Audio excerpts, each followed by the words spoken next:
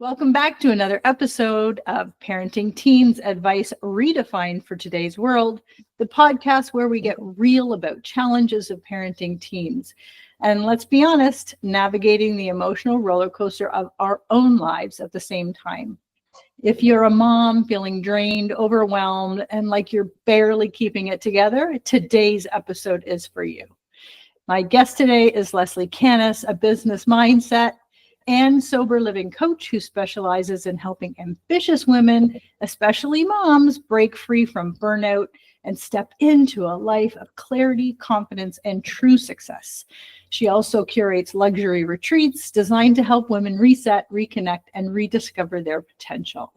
We'll be talking about the mental load of motherhood, the pressures we face in relationships and careers, and why taking care of yourself isn't just nice, it's a necessity. So grab a cup of coffee or hide in the laundry room for a few minutes, and we are going to dive in. Welcome, Lesley. Hi, Cheryl. It's great to be here. What a lovely intro. Thank you so much. Oh, my pleasure. You've got so many good things to say about you. I don't know if I have enough time.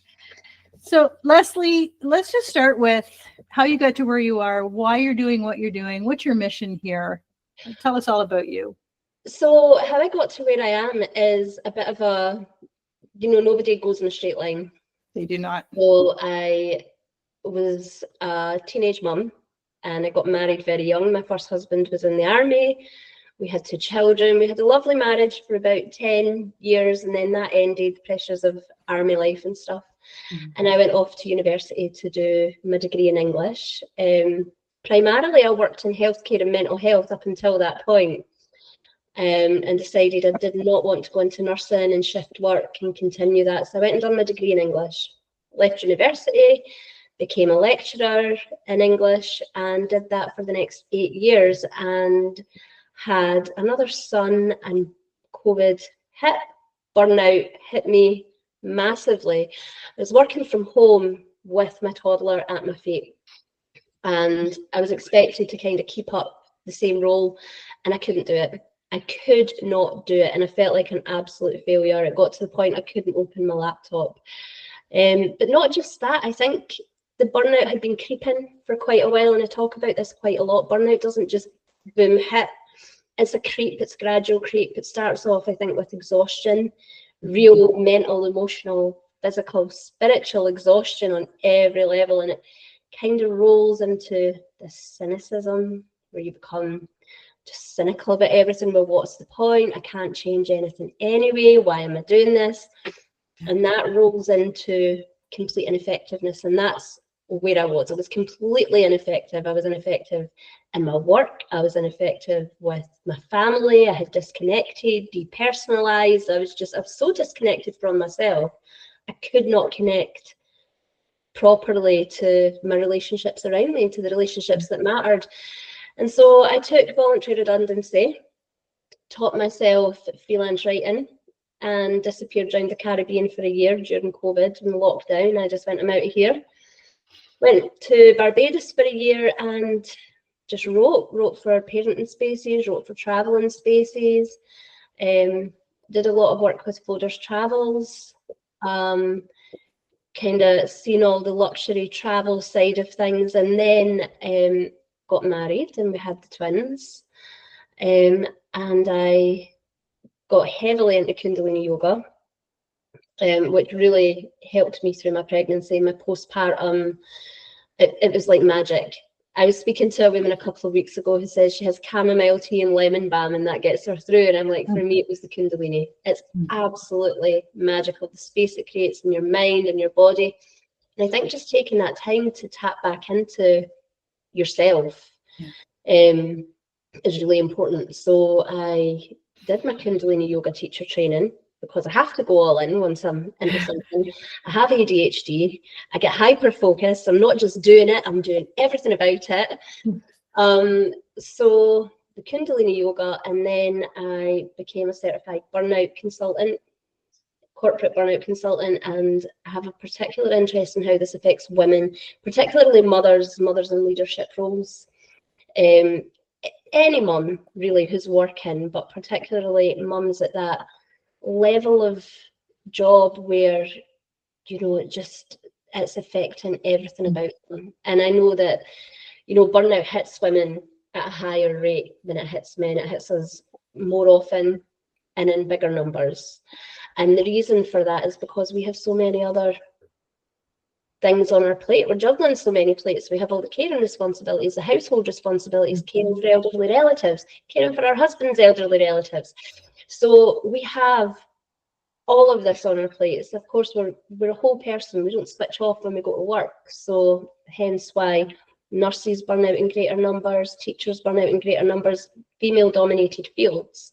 You see higher levels of burnout. But again, these are fields where there's massive funding cuts every year and staff are doing more with less every year. Yeah. Oh, I hear every word you say. And even just talking about yoga, I am a fellow yogi. I've been doing hot yoga for 20 plus years.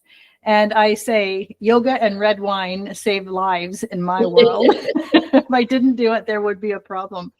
And it's not just the yoga. I know some people, tend to do yoga for the exercise, but I find that is, secondary. To yoga. And I've got a friend who will say, I'm as flexible as a metal desk. I can't do yoga. And that's when you do yoga, because it has nothing to do with your body or the pose or what you look like. I know when I go into a yoga class, I've gone in with, partners before who have said, oh, did you see that person or what they were wearing? And I just, the second I'm in there, I'm in here. I'm not out there. And it's your opportunity, when you're at the gym or where you're doing other things, there's a lot of outside external input. Yeah. Whereas if you can really find the value of tapping into yoga, it is all internal. It is all about you completely unplugging for an hour. It's an hour, and I know sometimes people are like, oh, I don't have an hour. But if you don't have an hour to do yoga, then you need to do it for 2 hours, So there's my plug for yoga, because I completely agree with you. It's that tapping into your inner world, taking time to reconnect back inside of you. Because, we live in a world optimized for stress. Everything we do is about pleasing this external world. Externally, everything's coming at us. And we're like, how can I be more successful? How can I do better? How can I gain more? And really, it's about tapping back into you and saying, well, what do I need? What's going on with me? And I found actually in Kundalini, we do quite, some of them are quite stressful poses. They're not really poses. They're more repetitive sort of actions. Yeah. And they can become very tiring. And it's about creating this buildup of energy. And after each Kriya in Kundalini, we sit with that energy. And when I first started teaching yoga, I used to find this very difficult, because I thought, well, people are coming to my class expecting this flow, constant movement, and it's not like that. In fact, the space in between the kriyas is where we find the space for ourselves. It's where we tap back in, and that's so much more valuable than anything. It's that time, that moment to sit and feel it in your body. Where is that energy resonating? Where is it flowing to? What's it making you feel? So it's that stillness. Yeah. Well, they say the Shavasana pose, and it is for me, and not so much now, but used to be the hardest pose for me, just to lay still and calm that monkey brain, because I would find myself, as soon as I laid down, I was going over, what am I going to make for dinner? What's on the grocery list? Oh, forgot to take the stuff out of the dryer. So it's that real, like you said, tapping in and just kind of coming back to yourself and coming back to your breathing is so vital. But it's not a yoga podcast. It's definitely that's another podcast. A strategy. But I want to talk about burnout, and I want to talk about the actual word burnout. Like, I find that, sometimes we come up with these buzzwords. Yes. And I get concerned about these buzzwords, because it almost feels like, oh, that's just the next thing. But when it comes to, overwhelm or burnout or any of that, like, how do we define that for somebody? Like, even if we called it something else, like, what would that be? So the WHO defines burnout as chronic untreated workplace stress. And if we're thinking of it in terms of employers, we have to take it from the WHO's definition, chronic untreated workplace stress. However, you don't go to work and switch off. You don't go to work and no longer be mum. And I know I've got 5 kids, we'll come back to that later. But we don't go to work and turn off and all of that's forgotten. You know, you are a whole person in the workplace. And actually I was speaking to the director of the CIPD here in the UK, that's the Chartered Institute for Personnel Development. And my takeaway from speaking to her was that, you know, workplaces need to start seeing employees holistically. They need to start, you know, thinking about more flexible working options, more, you know, options that are better suited to the employees that they have at the moment, but also the ones coming up. And in relation to teens, sorry, I digress, but in relation to teens, you know, our teens are coming up and expecting a very different workplace from what we have experienced. They expect hybrid working, they expect remote working, they expect flexible working. And, you know, they're the cohort of employees that's coming through next. Workplaces really have to take that into account. But in terms of burnout, you're right, it absolutely is a buzzword. Everybody's burnt out. Yeah. Everyone is burnt out, but real true burnout isn't about you're fine on Monday and you're exhausted on Friday. It doesn't work like that. Mm-hmm. You are exhausted from the moment you open your eyes in the morning on a Monday to the minute you close your eyes at night on a Sunday. You're exhausted emotionally. You have no energy emotionally to give to anyone. You're exhausted physically. Sometimes that might be that you just cannot get out of bed. You're exhausted spiritually. And when I say spiritually, I'm not talking about the kind of you have no faith in God here. I'm talking about you have no purpose. Your purpose is gone. Your joy is gone. And I think that's possibly the most important part, because one of the main ways that we can find to recover from burnout is finding our purpose, tuning back into our purpose, finding what lights us up and doing more of it. Because burnout isn't about, oh, I'm so busy. I've got the kids, I've got work, I'm running a business, I'm organising retreats, I'm being the chauffeur, they've got their extracurricular activities, I've got teenagers, I've got babies. You know, it's not about the busyness. It's about doing things that aren't aligned with who you are or what you want or how you want to be living. It's pleasing this external world and not paying any attention to yourself. What's right for you, what's right for your inner world. And so it's this exhaustion, and the exhaustion leads to cynicism. So someone who was maybe once a really hardworking employee, really positive, really go get them, you know, trying the hardest, might just start to say things like, well, what's the point? There's no point. We're making no difference anyway. Like, I don't see the point in doing this. And that I had certainly crossed that line. I was like, there is absolutely no point. Because at one point I thought the whole education system should just be dismantled. Because what's even the point? I was so far into cynicism. That's what it was. And then the last part of where you become completely ineffective. You know, you're no longer connected in your relationships. Your relationship with your spouse might be suffering. You find that you can't be present and grounded and connected to your children. You don't find joy in anything anymore. And really, burnout goes through those phases. It's not just a case of, I'm so busy this week, I'm so burnt out. And this is how we are starting to use it. It's becoming more and more commonly used, but that's what real burnout is. Burnout is you are completely depleted in every way. And in fact, a woman I was speaking to yesterday, a psychotherapist who works with teens, she was saying when her burnout hit, it was her son's 2nd birthday. And she'll never forget it because she could not get out of bed. She said, my body felt like a bag of sand. It was the worst feeling I've ever felt in my life. And I knew at that point I could not continue living the way I was. And that burnout really is a wake-up call. Yeah. It's not the end. It might feel like your world is crashing down because everything that you've built is now no longer serving you, and you cannot go on like that. You can't go back to that corporate job. You cannot go back to the roles that you had before. But burnout's really a wake-up call to start looking inward and coming back to your purpose. And and getting back in alignment. So it can be, if you frame it, and if you're not so devastated about losing the corporate job and the money and stuff, if you frame it in terms of, this is a chance for me to find out how to live for me. Yeah. Can you, as you describe burnout, my brain is going, that sounds an awful lot like depression. Yes. So is it one and the same, or is there? No, they're not the same. Okay. They're not the same, although they do have similar symptoms. Yeah. But they are not the same. So depression can come on very quickly. It can be triggered by an event such as grief, a breakup, things like this. So depression isn't quite the same as burnout. Burnout is something that's been slow, gradually creeping. And although they do have similar symptoms, they're not exactly the same thing.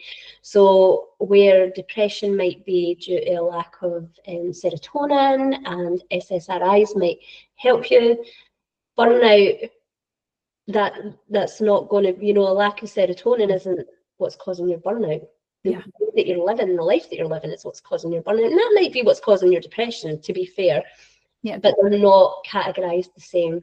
They're not treated the same. Yeah. I really wanted to point that out, because it starts to sound like that. And then people might be, calling in their own diagnosis. And that's not what we're looking for here. Now, I know you said you talked about COVID, and that had a big impact. However, we don't have to go through COVID in order to struggle with burnout, correct? No, absolutely not. And actually, in hindsight, my burnout had been creeping for a long time. A long time. COVID was just a catalyst, because it put you in a pressure cooker. Yeah. But any event at work might cause that. Yeah. So it doesn't have to be COVID. It could be anything at work that might cause that. It might just be that you've just done too much for too long, and you literally cannot open that laptop anymore. You are cooked. And yeah, mine had definitely been creeping for a long time. I'd been exhausted for a long time. And I had been cynical for a long time. And it wasn't from being rushed off my feet. Believe it or not, it was from the stagnation. I felt like I was standing still. I felt like there was no upward mobility. There was no purpose to me being there. I felt disconnected from the job. I didn't feel that the curriculum we were delivering was fit for purpose for the society we were sending our students out into. Students weren't engaging the way I would have liked, and I felt that I didn't have the capacity or the tools to pull them back in, because I didn't have any belief in what we were teaching at that point. Yeah. And so it was this kind of standing still, but it was a college. It had the same school holidays as my children. It worked around my family, and it was good money. So for me, I felt like I was stuck. Felt like I'll never get anything else. That the wage is this good, where I get this many holidays a year to spend with the kids. And so to me, I felt like I was stuck, because it was giving me the best work-life balance that I could get. But actually, it wasn't. It was a toxic environment. There was cultural bullying. It was a do less with more every year attitude. Supervisions were used as criticism rather than, supportive environments. There was, It brings me back to, I spent over 25 years in special education with teenagers. And the last 10 years, anyone in education will know that it's very, very different. And as a special education head of department, I had a huge number of kids I was responsible for and staff. And I spent 90% of my time in protective equipment, trying to keep people safe from kids who were really had some very significant needs. And, we talk about the wrong programming and the wrong training, or no training, and staffing and budget cuts. But about, I don't know, in 2020, actually in COVID, everything kind of shut down. And I relocated. I got a job in a private school where there was an eighth of the number of students. And you know, I was there for a year and I thought, oh my gosh, this is like a trip to Hawaii. Like there's none of the, you know, those kind of needs. But after about a year, that's where my burnout came in, because I am all about crisis management, jumping in, getting it done, being able to manage that sort of thing, debrief, get the staff back. Like that was just my jam. Nobody wants to see kids struggle like that. But I was the person that could do it. And after a year, I was like, I have no purpose here. Yeah. I have no, I'm just filling out paperwork and I'm supporting kids, but not in the significant way I was doing it before. And that was my passion. I just loved being able to, you know, help kids get through that and help their parents get through it. So after a year, it's exactly what you're describing. It's like, what's the point? You know, and I knew, because I spent 25 years waking up 5 minutes before my alarm at 5. Every single morning, never had to rely on the alarm. And then after a year of that, snooze, snooze. And, you know, always the first one in the building and always the last one to leave was now like, oh, maybe I can leave a bit early. Maybe I can hide in my office a little longer. It just got to that word. And that's exactly what it was. I was not feeling like I was serving my purpose anymore. And so I left the private school to do this and to do coaching and to help parents. But I didn't, you know, yes, COVID shut us down. And yes, it was difficult. There was no connections there. But that's when you said you're not living your purpose, like that's exactly what it was. Exactly what it was. So and burnout as well. So tend to find that whatever coping strategies you have, excuse me, edit that out. You tend to find that when you are hitting burnout, whatever coping strategies that you have to get through it, the more burnt out you become, the more you start using those strategies. So adaptive coping strategies become maladaptive.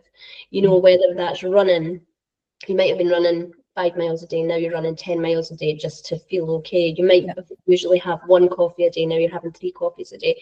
In my case, it was wine, which is why I went sober mum. Excuse me.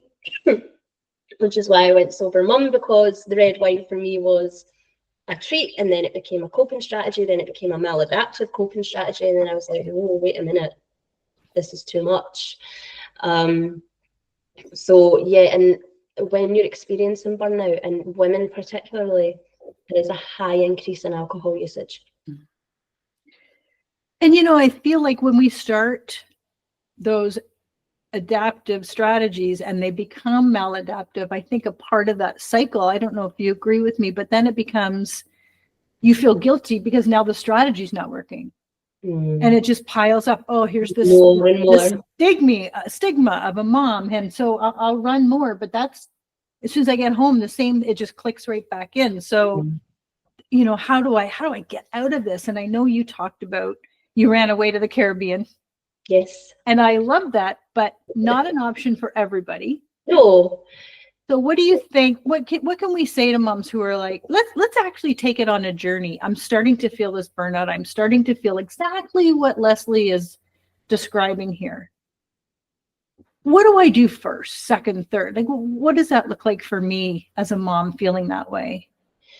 So first of all, you have to look at where you've got energy leaks and where you've got energy gains. I have an audit that I send to clients, which is completely free. It's like a journal, but it's an audit of your energy. Yeah. Where am I expending energy that is depleting me?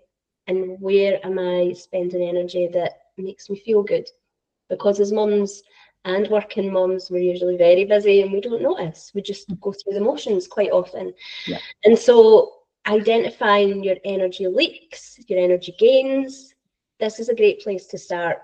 And if you are starting to feel that exhaustion and cynicism, this is an amazing tool to get you really looking at what is using your energy, what is depleting you, what is stealing your life force. Yeah. And it might be that your kids have got 10 extracurricular activities and you're like, well, I can't stop them because they're the kids and I would feel so guilty. No.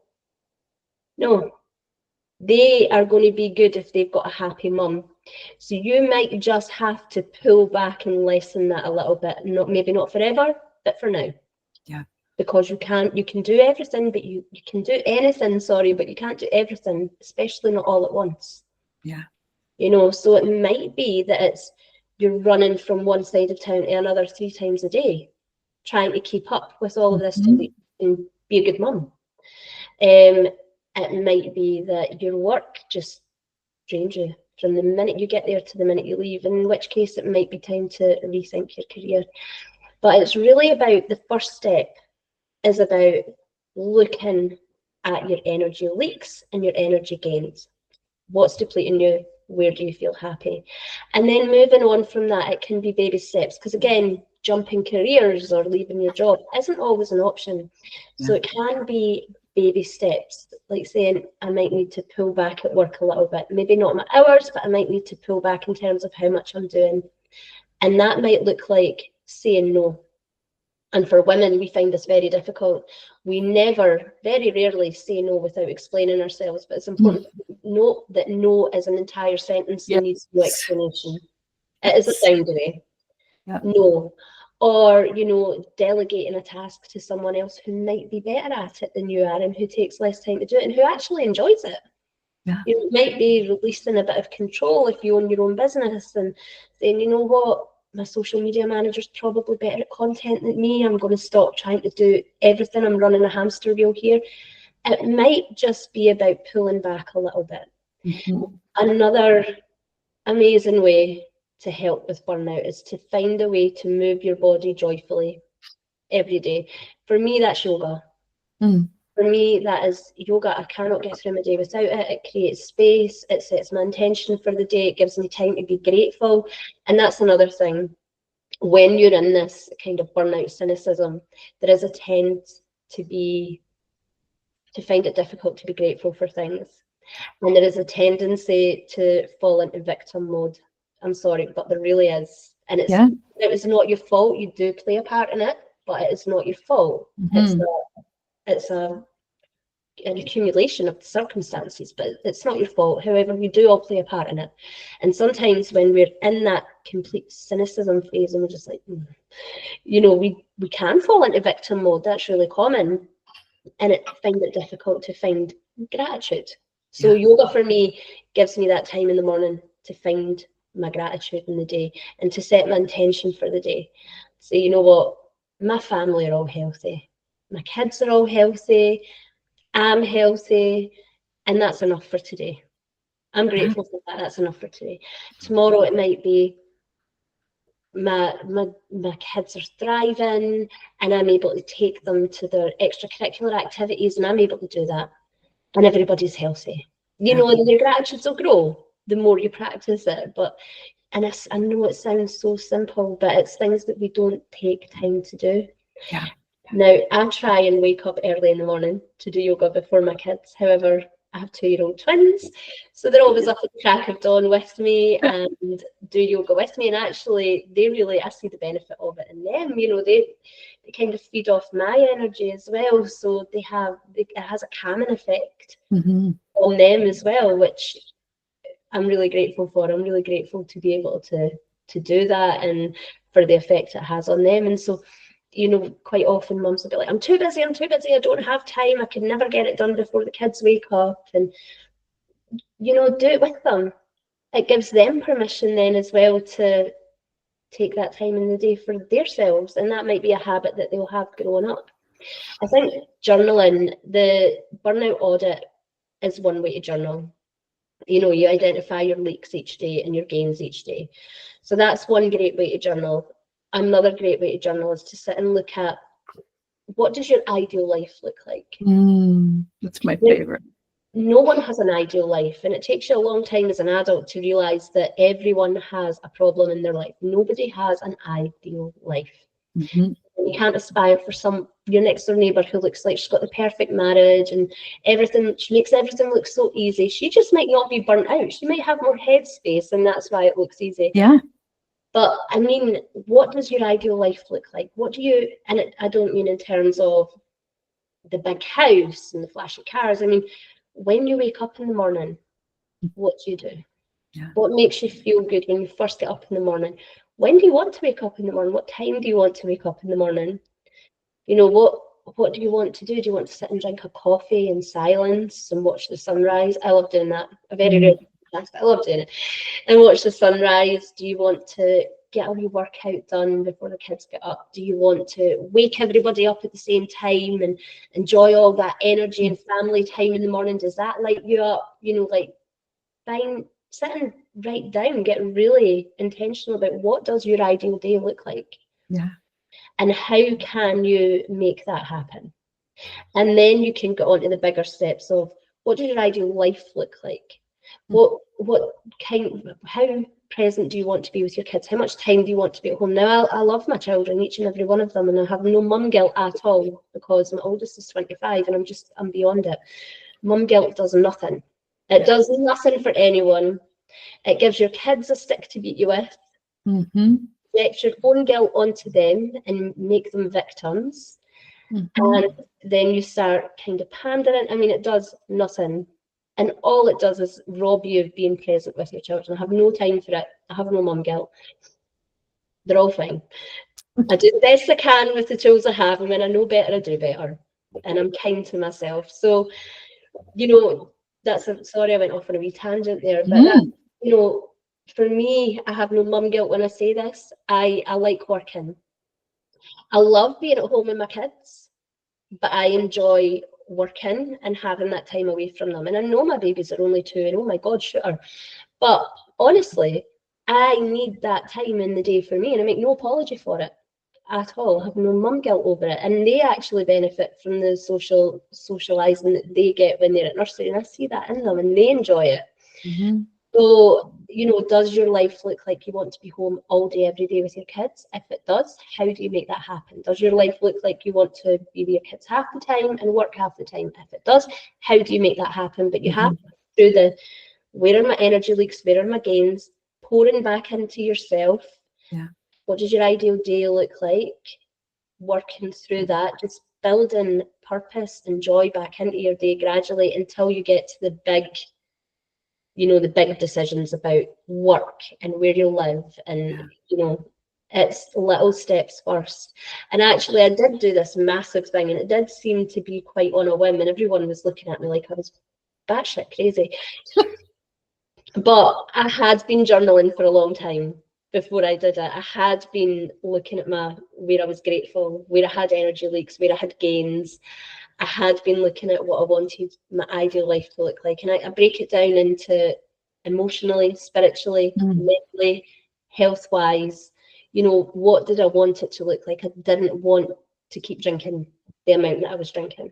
You know, like I had started off as 1 glass of wine after work to hand me the bottle. The kids are in bed, hand me that bottle. Give me a straw.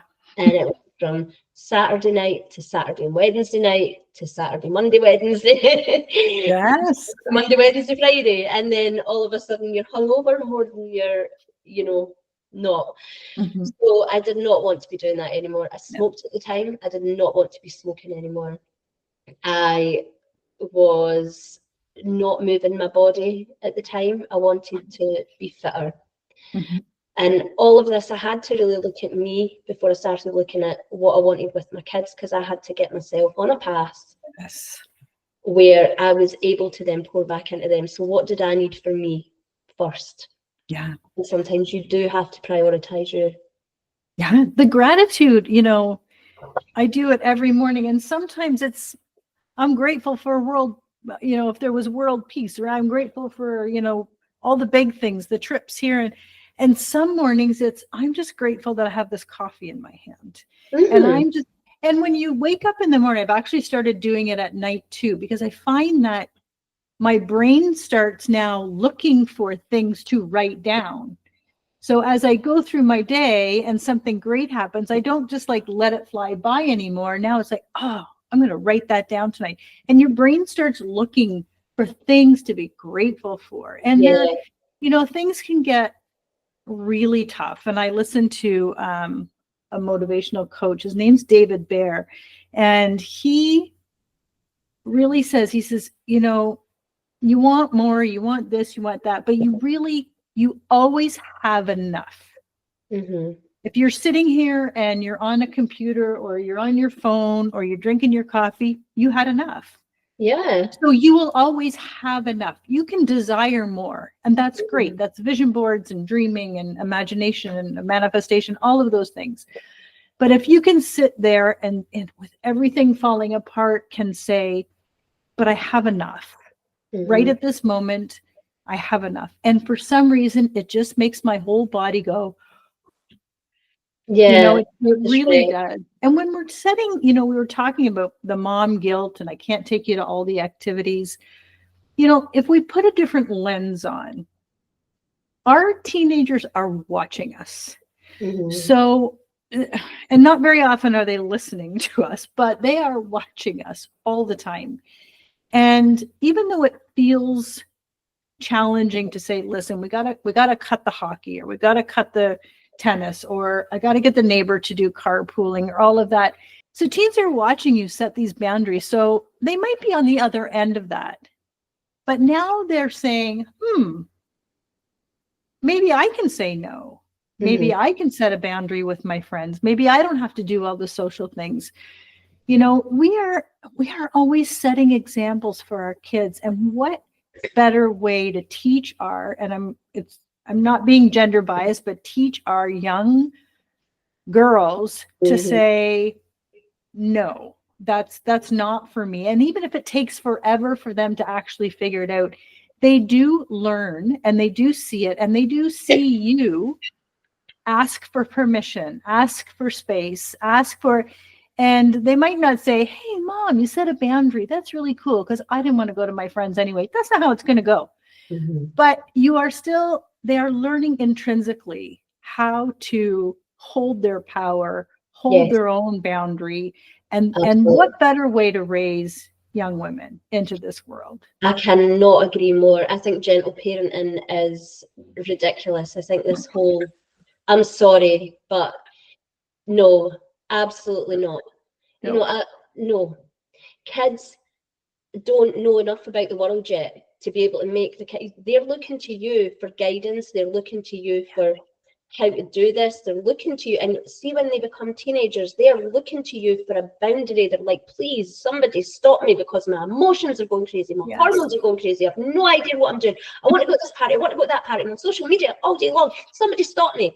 They need a boundary. And if your no means no, you don't have to be a harsh parent. If your no means no, you don't have to be like a severe disciplinarian. Your no means no, your yes means yes, and your children are aware of it.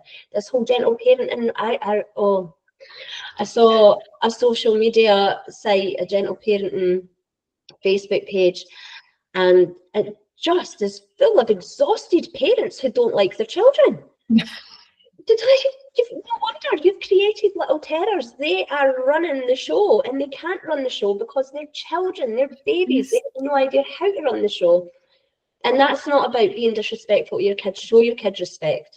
Teach your kids respect by showing them respect. But you have to sometimes say, absolutely not. I don't need to give you my reasons right now. When you don't, I'll tell you, but no. And I'm not a lawyer. I'm not up for negotiation. I actually say that to my children. Do not negotiate on safety. I do not negotiate on hygiene.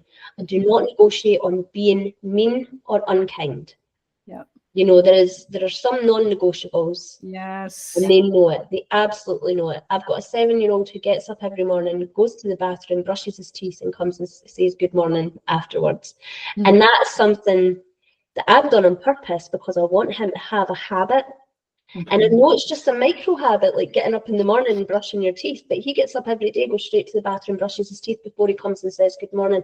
Because if anything happens, he's ready to face the day with his teeth done and a clean face. He is building a habit that as he becomes a teenager and they want to sit about in their pajamas all day and be awake all night and sleep all day, he's going to get up and go and brush his teeth, because it's going to feel horrible for him not to. It's so ingrained in him. It's ingrained in him now. Yeah. And it's just these little micro habits. And I hear so many parents say, oh, I couldn't get him to brush his teeth this morning, so we just didn't. I'm like, no. We do not negotiate on hygiene in my house. You are brushing your teeth. Oh, But you don't have to like your kids.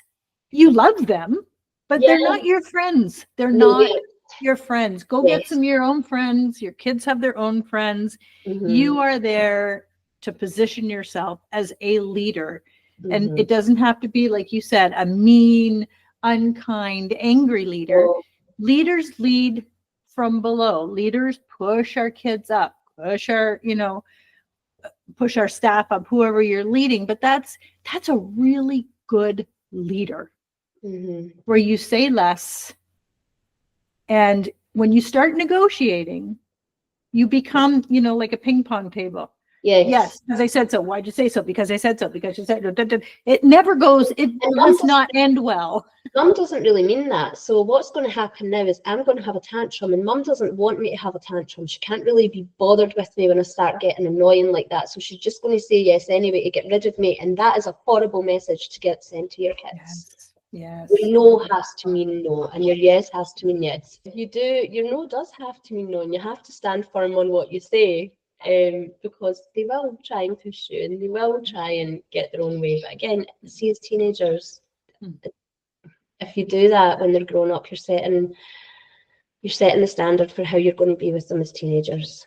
Yeah. And it is, as we say in Scotland, you're making a rod for your own back, because that kind of where they'll still comply when they're younger, and if they grow into that habit as they grow older, that's not to say they're not going to try and push the boundaries. Of course they are. Mm-hmm. But as if they've got no respect for you as teenagers, if your word holds no weight, how are you going to pull them back from the brink? And how do they trust you? And how do they trust you to do that? Right? Like, I think that's huge. Oh, she wavered on this. She wavered on that.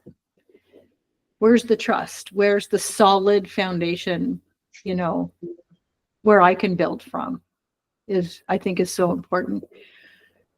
Lesley, can we just talk about, if you could give moms one piece of advice? They feel stuck, they feel exhausted, unsure how to move forward.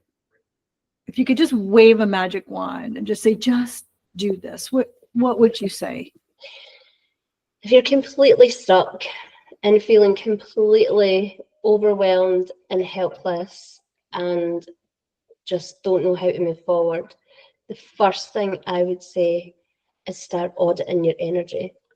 Stop trying to wake up every day and go, I'll do this, that'll move me forward. I'll do that, that'll move me forward. I'll have this idea, that'll move me forward. I'll do more, then I'll feel better eventually. Stop. Wake up every day, do an energy audit.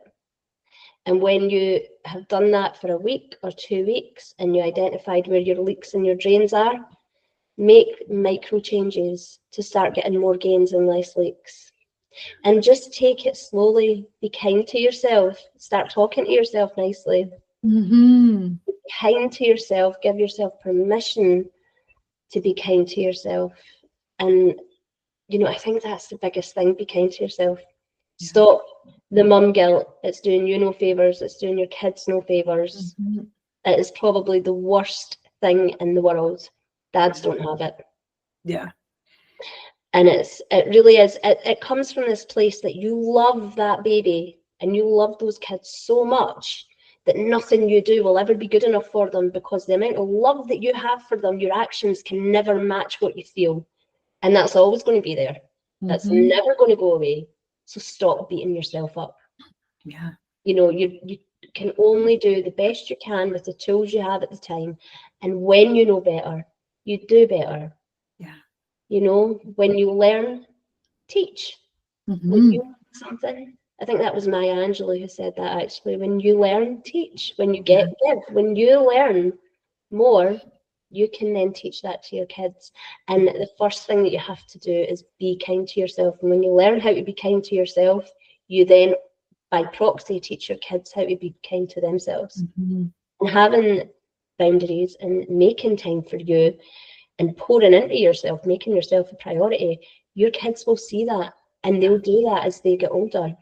Lesley, where can people find you? Where can they work with you? Tell us all about Lesley's contact. So you can find me on LinkedIn with Lesley Canis. You can find my group on Facebook, Uprising. It's called The Uprising on Facebook. And you can find my podcast on Spotify and YouTube. It's called Uprising, the Burnout Podcast for Women. Lovely. I have a website, Cam & Co Office Yoga, but that's for my corporate yoga that I do. So I'm mostly focused on that at the moment. And the babies, but I am doing some coaching. I have the Burnout Audit, which is free, and people can apply to work with me one-to-one. Beautiful. Well, we'll put all of that in the show notes so nobody can miss it and have to memorize it. Lesley, thank you so much. This has been very enlightening. Oh, thank you. Okay. Yes, I will speak to you soon.